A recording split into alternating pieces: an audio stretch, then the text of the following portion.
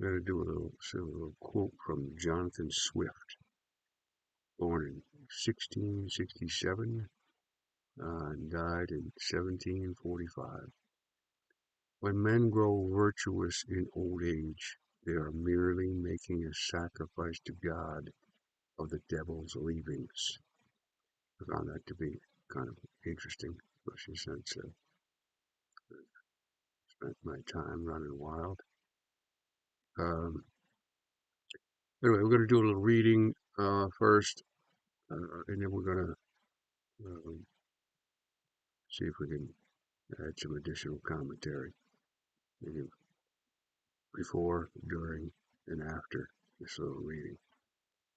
Uh, uh, 37 years of no drinking, no drugs, and no cigarettes, but I still have a lot of. I've come a long way, a long path of reconditioning and deconditioning myself to respond to things. Anyway, enough of this. We get into the reading. Hunger is the cause of most crime and sin, all kinds of things. Whether that hunger is for food, water, security, attention, status, resources, wealth, love, power, sex, or any other human desire taken, manipulated, or coerced beyond or below natural satisfaction.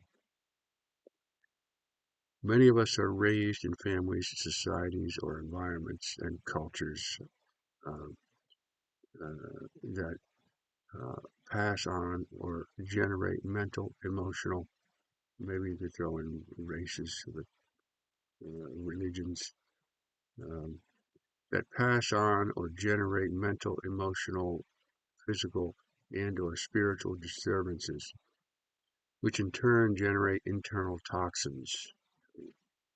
You act and you believe in certain ways, fears and dramas and uh, limits and conditions, judgments about the world around you. And then you're handed these certain limitations and restrictions and the emotional poisons or toxins that are associated with these judgments and criticisms and fears. They pass on or generate mental, emotional, physical, and or spiritual disturbances, which in turn generate internal toxins. Most of us are born as sensitive and loving babies. As we grow and are forced into schools and other social settings, not necessarily conducive to loving harmony, while trying to process faulty parenting, we learn, or sometimes faulty parenting. I don't want to criticize people who've been done a good job of parenting and help people and raise beautiful children and beautiful adults, contributed to positive things in the world. But um, we learn to harden or hide our loving sensitivity. Uh, we thicken our emotional skin due to the hurts and pains that come from faulty interactions with our peers, the indifferent and antagonistics or antagonists as they unconsciously act out their rebellion for having been forced into these situations. Parents and their parents, and so on and so forth, apply their unadjusted and unhealed dysfunction to or on a child's early and later development and are major contributors to the child's dysfunction while at home.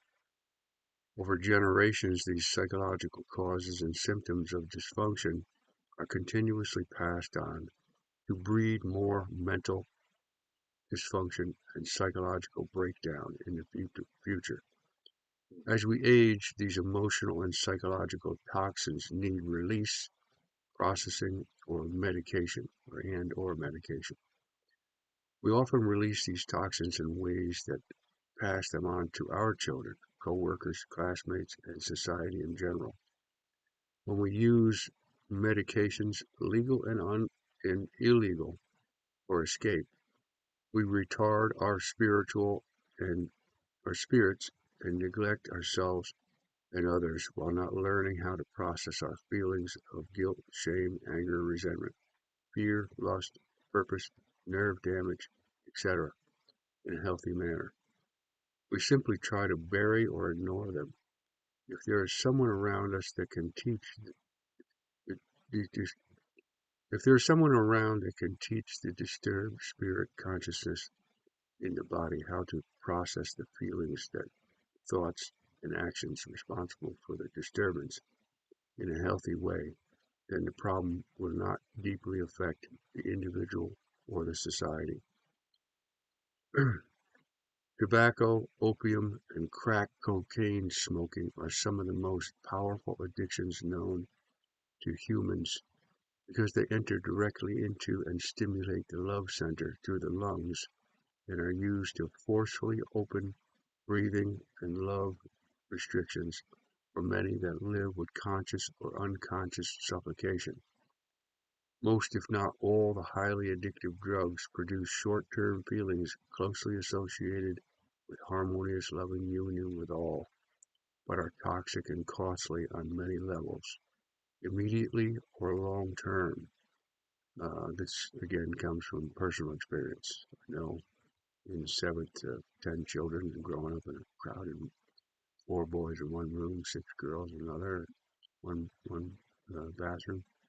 Uh, there's like no way around generating dysfunction from being crowded with a bunch of blossoming, growing, developing people all struggling for love and attention and privacy and identity, uh, whether that's looking to be the head cheese or looking to fit in one way or the other. Um, there's been a lot of damage that got done by being crowded into a space like that and having parents that were kind of indifferent to what they were doing.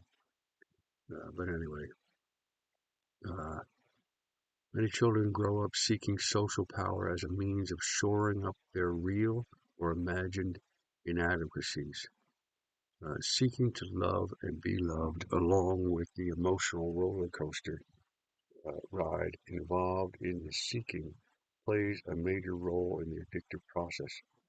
Drugs, alcohol, promiscuity, competitions, greed, etc., are fragmentary and faulty substitutes for pure, harmonious, loving union with all in the omniversal God. Uh, when someone learns by accident or from other addicts, cult leaders, or psychiatrists to medicate their ill feelings and or genetically inherited chemical imbalances and or bury their confused consciousness caused by fear, dishonesty, secrets, uh, skeletons, guilt, shame, resentment, depression, etc., with some drug or disturbing behavior, then certain associations begin to take root.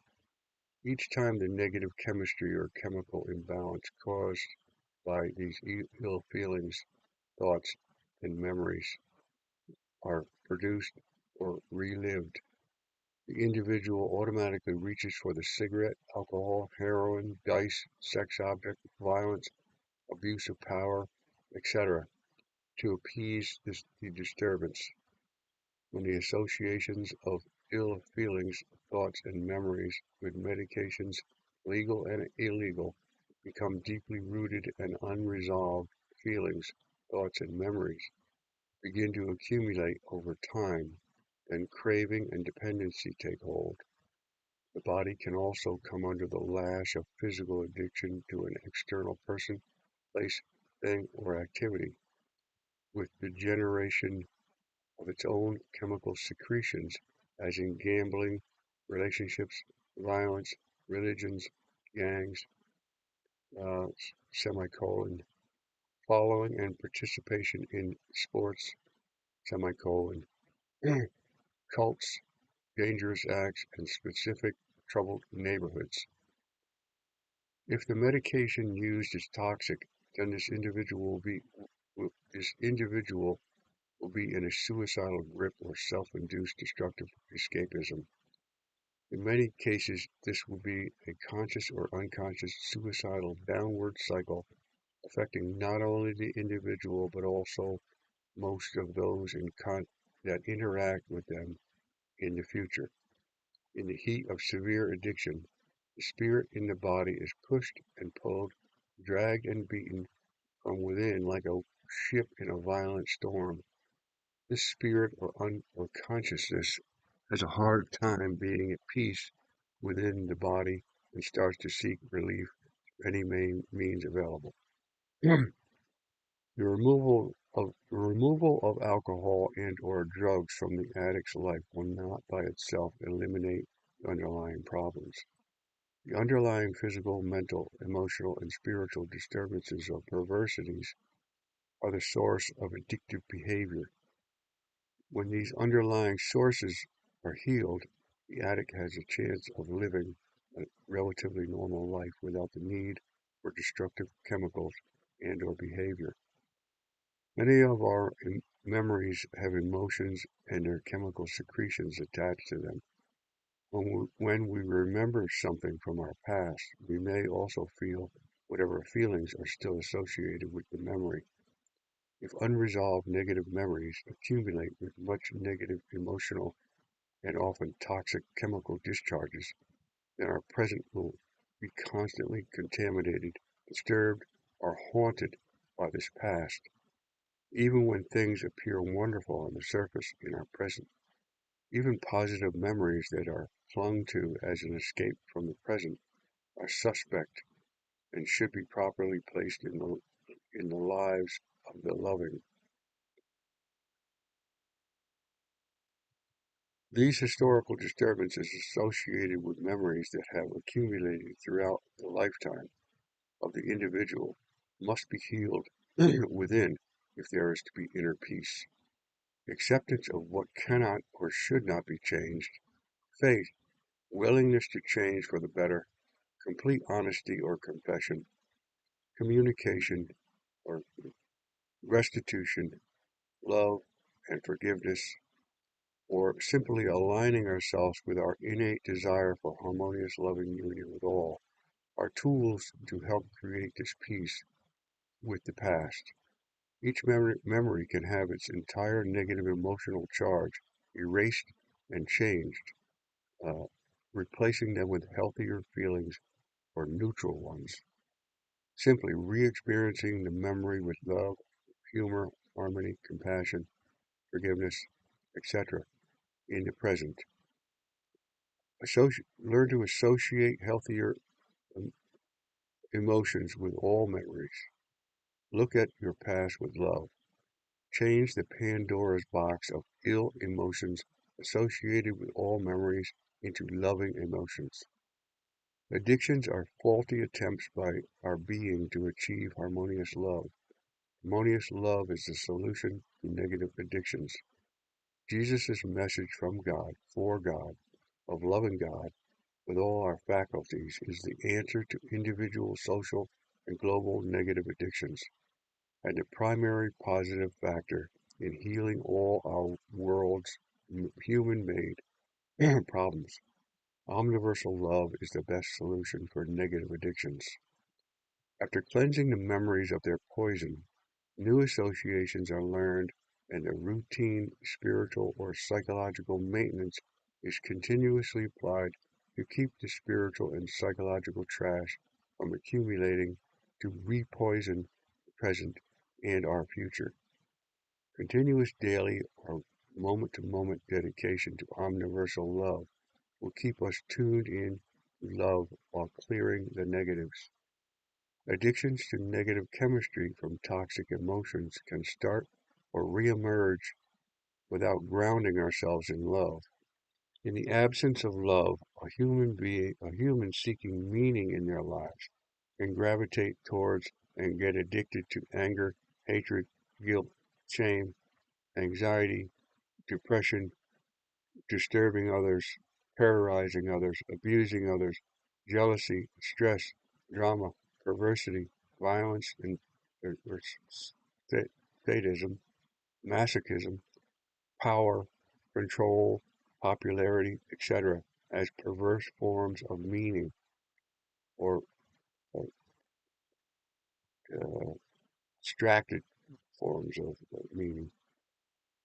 Simple spiritual or psychological principles are being used as a means and an end of almost all addictions through revised emotional, psychological, and/or spiritual associations, and could in theory be used for all of them. They are being used to cure some of the deadliest addictive behaviors known to humanity. Love is the ultimate solution. Love is what we've always been looking for, and we've gone down many different, some of us, self included, gone down many different roads, following bad leads, thinking I'm going to find the answer, and I found hell instead.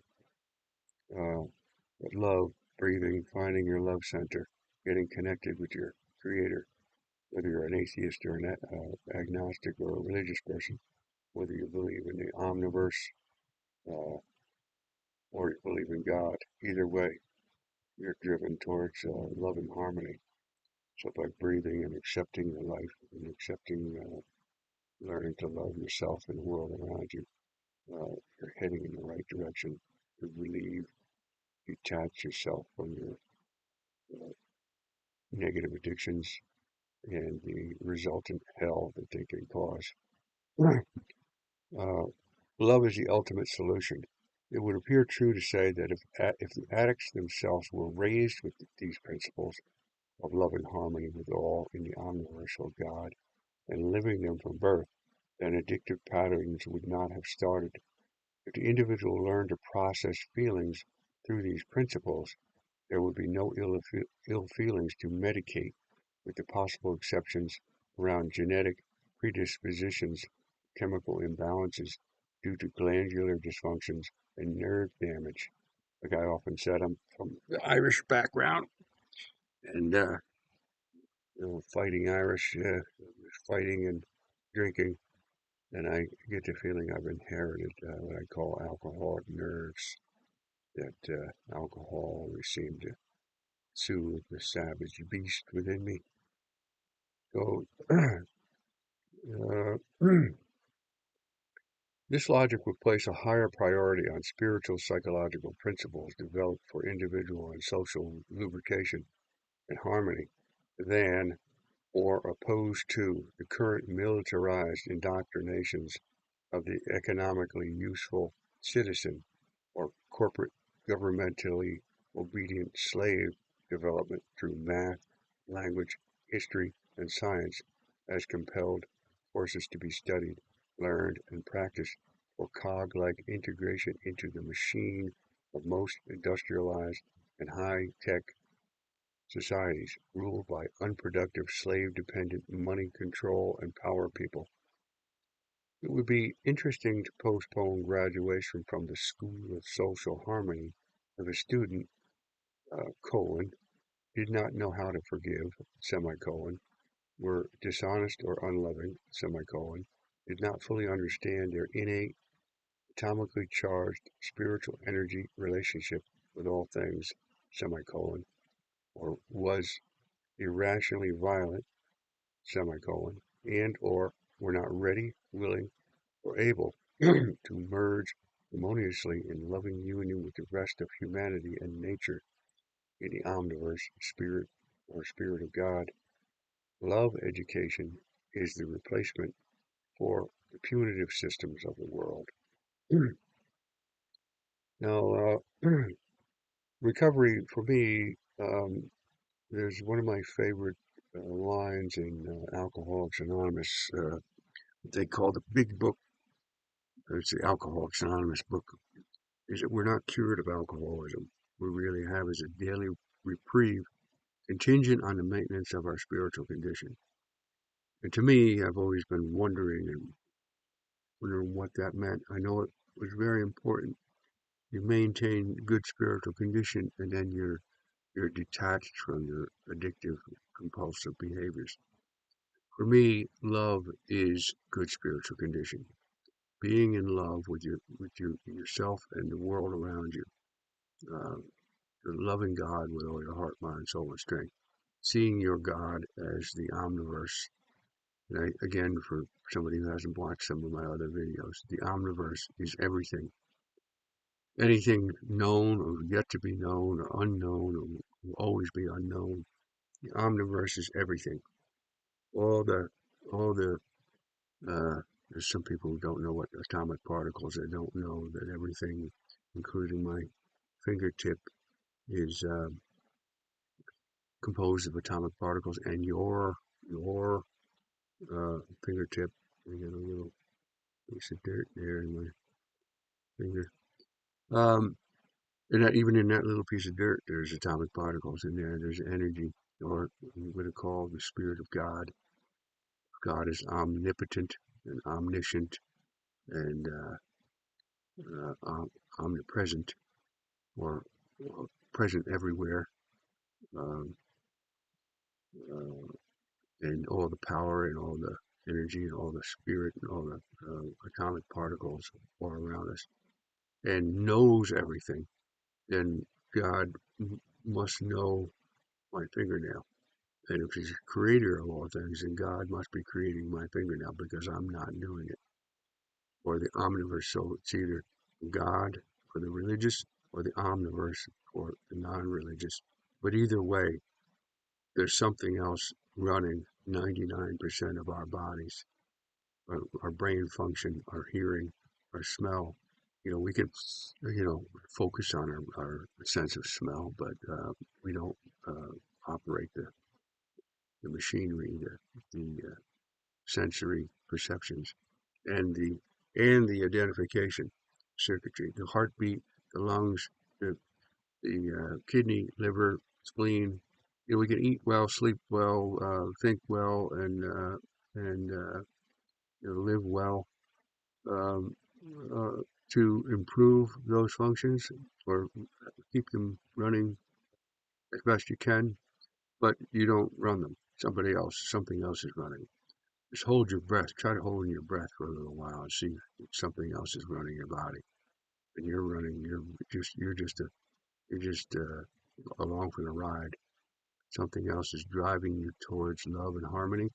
If it gets too cold, that something else is going to guide you to find warmth.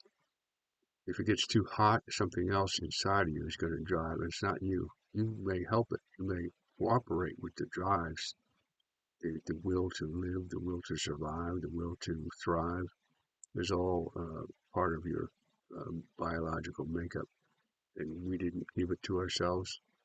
You could maybe build a case. Somebody can build some version of a case, but there's no evidence of us uh, creating our own drives and will to live and survive. But anyway, there's an omniverse that's everything. If uh, God is omnipotent, omnipresent, and omniscient, and the creator of all things, then God must be the omniverse. Now, the omniverse, if the universe was the Big Bang theory is correct, which I don't necessarily prescribe to, but even if it is correct, the universe had to come from somewhere, like the opposite of a black hole, like something coming out of another dimension, another universe, another place, and coming into existence. Uh, Something doesn't, although somebody can use some word salad of scientific, supposed scientific evidence. Uh, there's no, something doesn't come from nothing. It comes from somewhere. It came from another dimension, or it comes from somewhere. And it's going into somewhere. If the universe is expanding, it's expanding into something. It's not expanding into like some wall that there's nothing beyond that. So the universe is expanding into something, and that whatever the universe is expanding into, and whatever the universe came from, uh, and whatever goes into a black hole and disappears, gets eaten up by a black hole, goes in there, and it disappears. It goes off off the our visible whatever we can see or view from a high tech uh, telescope. So the omniverse is all things. If there's other universes, the omniverse is all universes. If there are any other universes, if there's other dimensions, then the omniverse includes that. And even in the microscopic particle things, every detail in minute atoms, their neutrons and protons and electrons and zoons and quarks and bosons, God particles, and all the different particle parts that are in in an atom, or that we suppose. Um, everything. The term omniverse is everything. Anything that comes up that's discovered, any new discoveries all belong to this term omniverse. Can't have it used to be the term universe meant everything. Now people are proposing that there might be alternate universes. Well, if there are any alternate universes, then they're all going to be included in this term omniverse. Nothing is going to escape that. Uh, Emptiness, the space between things that we're unaware of, it's all going to be included in that. And for the religious, the same thing is going to apply to God. If God is all those omnipresent and omnipotent and omniscient and the creator of all things, then God is the omniverse. The monotheistic God is the omniverse. The omniverse, from a scientific perspective, is the creator of all things, whether you like it or not. You are composed of particles and parts of the omniverse.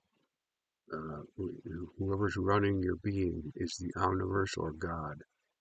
And to me, there's no getting around it. There's no escaping the thing. And we're all, whether you're an atheist, agnostic, or religious, we're all being driven towards loving harmony with that whoever is running us. That whoever's running us is guiding us, guiding our consciousness, guiding our awareness to go into harmony. You can find that out. You get a little glimpse of who's running the show. Just again, I think I might have mentioned that just a little while ago. Just by trying to hold your breath and see who's really in control. You're not. You can commit suicide. You can do something stupid. And absolutely do not ever commit suicide. Uh, there's it's a it's a mistake. It's not what your inner being is seeking. Your inner being is seeking to live out a life for some reason, and live it out to the best you can. Find your love center. Go into your love center. And if you find your love center properly, you can you can endure almost anything, um, or maybe even anything. But anyway, addiction, being born and raised with certain religious obligations, certain social obligations, certain family obligations, certain rights and wrongs that people in ignorance or innocence don't know that they're passing these things on. Like again, I was born and raised Irish, and we were taught. My dad used to, you have books in the bookshelf, a whole lot of books. But it was a whole elaborate, you cultural resentment that was carried on with the English. Like we're supposed to, it was supposed to be part of our culture to hate the English, to dislike the English. And I suppose that the people from India and the people from Australia, or the people from a variety of different countries and cultures that have been dominated or taken over, including like in America. We had a American Revolution, which we kind of kind of sought to detach ourselves from England. We didn't completely do that. We're still not fairly completely detached, but with some kind of resentment or some kind of discomfort by being ruled by dictators. But anyway, carrying on a historical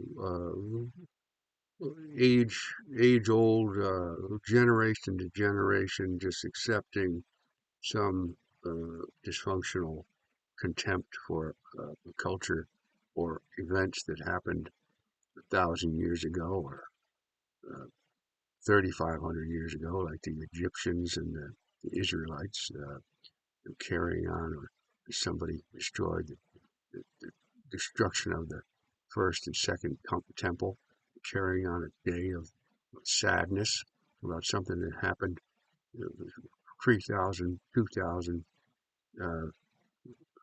the Romans and the Jews crucifying Jesus and harboring a resentment against modern day Jews for crucifying Jesus, or modern day Romans or having a Holocaust Remembrance Day, just constantly trying to damage the German people, mocking and harassing and disturbing Germans who had nothing to do with it, and most of them are probably pretty repentant and have been bending over backward to erase the negative imagery of Hitler.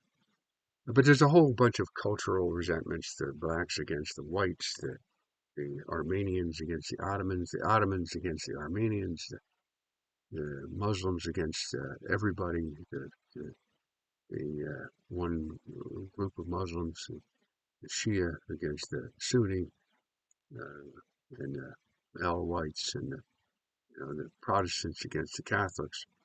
There's a network of men versus women because what some men did or what some women did, or there's a whole network of things that people cling to these resentments. Now, it's probably a good idea to a certain degree to have a little fear of the rattlesnake and be a little respectful. But to hate the rattlesnake for doing what the rattlesnake does is some kind of spiritual crime. But anyway, find your love, find your breathing, find your love center, and go into your love center and minimize the amount of, or clean up the past. It's often resolved through talking to somebody who tell all your deep, dark secrets, everything you feel: guilt, shame, anger, resentment, jealousy, contempt, all these toxic emotions that are associated with negative past experiences and the negative chemistry. It's one thing to have a negative past experience, but it's another thing to have a present uh, experience of that same negative past experience and generate negative chemistry, toxic chemistry in your system today, or what happened yesterday, what happened a year ago, or when you were a child, or when you were in high school, or when you were in college, or when you were not in college, or when you didn't get this, or you did get too much of that, or anything in the past is all imaginary at the moment. You can have a car that was built in the past, and the evidence of that being built is there, but it was built and its manufacturer was built in the past. And same thing with us. We were 2 year olds, and now we're not 2 year olds. Well, anyway, finding harmony with your world is the solution to alcoholism, drug addiction, sex addiction, gambling addiction, food addictions. Finding your love center and gaining uh, uh, independence from your other uh, uh, the addiction to food, alcohol, drugs. They can become, they do become, and they have become uh, substitutes, temporary substitutes for and negative. Drinking alcohol with refined carbohydrates may give you a temporary buzz that may feel like you're in love and you're in harmony with your world. Maybe because it generates a stupidity, it dulls your brain, so you In my case, it was clear that it was dulling my brain, so I didn't have to be aware of all the chaos and confusion I had in my head. And then it was honesty, being able to knowing I could tell anybody any of my deep dark secrets to anyone was the doorway out of that version of hell, of negative uh, memories or negative chemistry that was associated to with past experiences. By converting each of those past experiences into something that's humorous, something that's amusing, something that's forgiven, something that you're at peace with, and understanding that other people are going through the same evolution, spiritual evolution from childhood to adulthood. Some of us move through that pretty fast.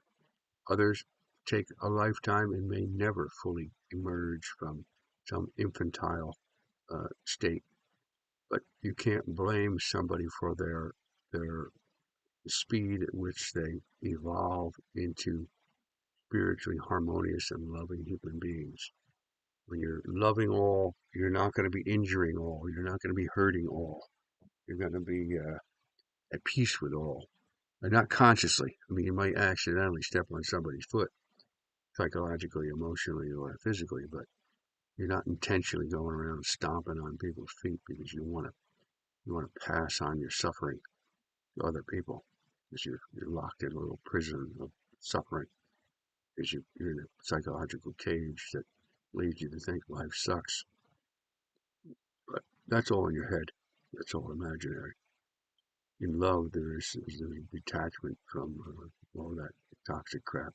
And in love and in honesty, being able to be completely honest, especially with somebody, it's particularly important to do that with somebody who will not co-sign your anger, jealousy, resentment, uh, anxiety, fears. Somebody who's going to allow you to talk and have, no matter what you've done, the being within you is still innocent, is still pure. Your actions are not you. Your actions are indicators, or can be indicators of dysfunction. And if I push if I push you or flick your ear repeatedly, I can generate some kind of I can almost it's kind of a joke, but it was interesting. I can create some psychopathy, psychopathic reaction where if I keep flicking your ear enough, you might be sitting there thinking you're a good person, you're a nice guy or a girl. And if I flick your ear enough, you could get to a point where if I did that day and night, held you down, tied you down, you could get to a point where you want to kill me. But don't do that because we're just talking about this. Anyway, conditions in life can lead a person to behave in ways that are not antisocial or anti-human and subhuman, animalistic. Um, to but even that, they're trying to find harmony. They want the ear flicking to stop. They want the harassment to stop. They want the poverty to stop. They want the that's we got to find ways because it's not that complicated to find harmony. You don't need to be living in the Taj Mahal. You don't need to be living in a 500 acres with a palace and all kinds of maids and uh, service people taking care of all your needs. That's a superficial version of harmony.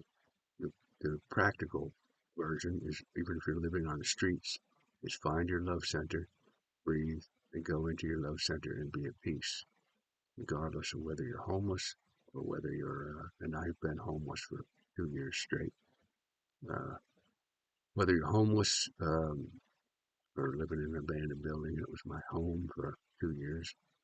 Through in the Northeast, where it's some of the temperatures I was outside in, it was 20 degrees below zero.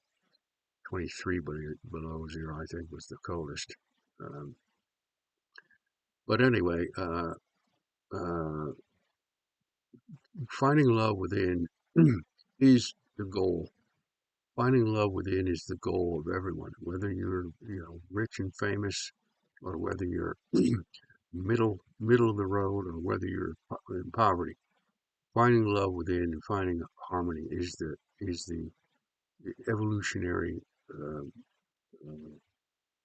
fruition of your animal drives and human drives and spiritual drives, is to be in love from the inside, uh, and not and detach from the conditions that the outside world can have for you, that uh, use carrot dangling to try to get you to buy them a gift on Christmas, or on Mother's Day or Father's Day, or you got to be good, otherwise I'm not going to love you. Somebody else's love is not that important. It's a nice thing and it's very good. The more loving we become, the more likely our people are going to love us in return.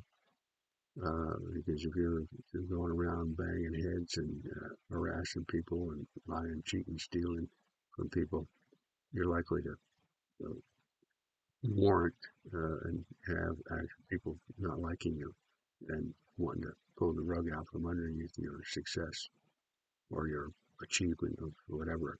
But finding love within and cleaning up the past, seeing everything in your past as imaginary, because it's only images in your memory.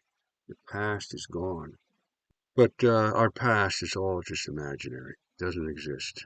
And uh, it doesn't make any sense to contaminate your present and your future with what happened in the past. And there are ways of breathing, finding your love center, and going into harmony with your world. So how does that go there like that?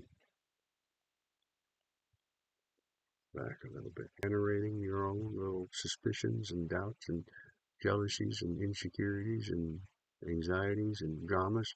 That's all comes from the head. That's all. I consider all those things. I consider hatred a mental illness. I consider fear, doubt, resentment, uh, uh, anxiety, drama, lying, cheating, stealing. I consider all those as being some form of mental illness. It's at least a spiritual illness, if not a mental illness also. But I use the term mental illness because they're all in your mind. But when you're breathing, you accept the breathing. When you hold your breath, you create drama. If you hold your breath long enough, your being within will start to create some kind of panic and fear, because your life is being threatened. Anything that's threatening your life will create fear, especially if it's really holding your breath is authentically threatening your life. Threatening your life. Breathing peacefully is the opposite. And fear erases love, and those who have fear are not mature in love.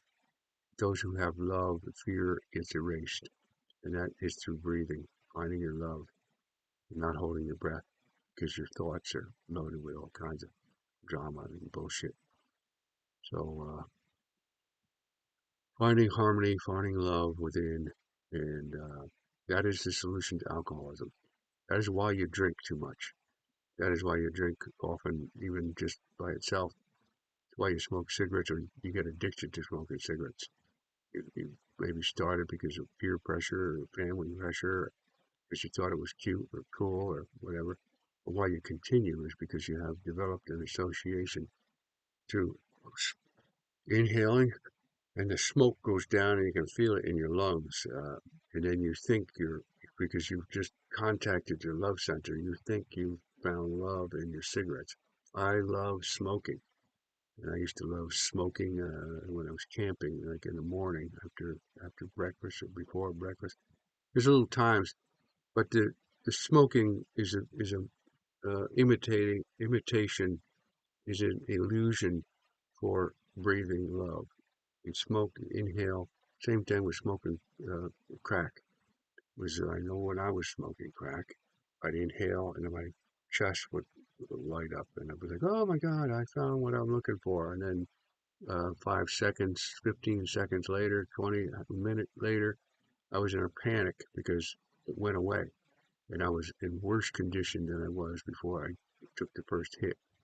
Then you go for trying to find the second hit, and you go up first you go through the roof, then you go a little further, and then you go a little less far, and then you go less far, and then by the end of the night you're just smoking crack and it's not doing anything, and you're just you're driving yourself nuts, and then you're not sleeping for one all day, 2 days, 3 days, 5 days, whatever days, chasing an illusion. You're just using up the first hit is using up your resources, and you're not replenishing your resources. But it's an illusion. Alcohol, getting a buzz, taking a couple shots, or some whiskey warms you up, make you feel comfortable, make you feel close to being in harmony with your world. It could be unconscious. It's a form of unconscious harmony, but it too will deplete your resources because it's a refined carbohydrate that doesn't have all the other vitamins and minerals and nutrients that whole foods do. So you're you're going to be continuously diminishing to the point where you have a hangover the next day. You feel empty and depleted because you are empty and depleted. You've squandered your resources. Um, so uh, clean house, clean your mind, clear your mind. Again, every memory you have can have a different emotional response associated with it, and it should. Whether you've been abused sexually, physically, emotionally, spiritually as a child, and you've got these fears and dramas and resentments about parents or co-workers or neighborhood friends, family, enemies, uh, you can revisit those memories and bring yourself as an adult, a mature adult, bring yourself back there with love in your love center. There's no sense going back there if you don't have something to replace it with. Replace it with humor, love, compassion, forgiveness, no matter how vulgar or how horrendous the events were that somebody else or you did, whether you did it and you feel guilt, shame, remorse, uh, or what somebody did to you and you feel like you're a victimhood or you got victimhood. Um, Cleanse yourself of all of that. Change how you feel about all of your past. Every memory in your mind, if you want the best cleansing, clean, conscious conscience, do whatever it takes to clean all your memories and uh, have different emotions, have positive emotions. Forgiveness is one of the tools. Forgiveness comes from going back into those memories with love and bringing love in there. I don't care if you're getting fucked in the ass or you're getting beaten or abused or whatever the case may be. It's not happening now. It's not real now. And if you want to have peace in your system, you want to have biological peace, you need to have uh, uh, healthier emotions associated with all your memories. Clean up your past, go back in your memories, and bring a loving, forgiving, compassionate person back into those memories and accept what's happening because whoever was doing something to you was ignorant and stupid. They didn't know any better. If they knew any better, they would do better. That's one of the Jesus things that's quoted from him. Forgive them, Father, they know not what they do, talking to the people who had him crucified. And that's true because people who know better don't do what they do. People who don't know any better do a bunch of things that they shouldn't be doing or that are damaging to individuals and society. All right, so there's a glimpse of addiction and different addictions and uh, some of the ways out of the addiction. Some of these addictions will run you right down, and it's certainly going to run you to hell. The heroin, the opium, some pharmaceutical companies, the psychiatric medications, or addictive painkillers, alcohol, cigarettes, uh, uh, sex addiction, especially if it goes awry and you're wandering around you know, with people, places, and things, and the wrong people, places, and things. Gambling addictions, food addictions, compulsive, especially negative food. It's highly unlikely you're going to have a negative addiction to food like apples and oranges and pears.